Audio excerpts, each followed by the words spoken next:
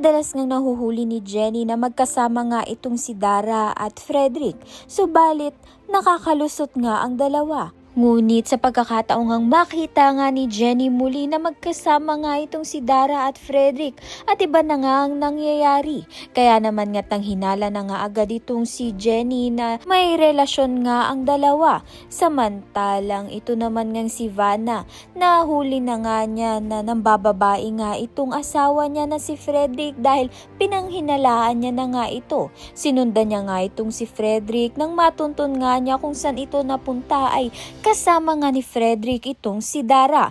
Kaya naman nga't ito na nga ang katapusan ng karir ni Dara.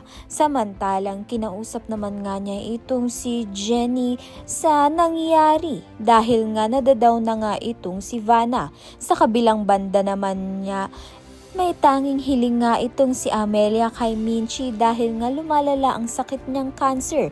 Gusto nga lang ni Amelia na makita nga at mahagkan nga muli ang kanyang apo na si Jenny. Dahil nga dito na yakap nga ni Jenny ang kanyang lola Amelia muli. Kaya naman nga't yan at iba pa ang dapat nating pakaabangan.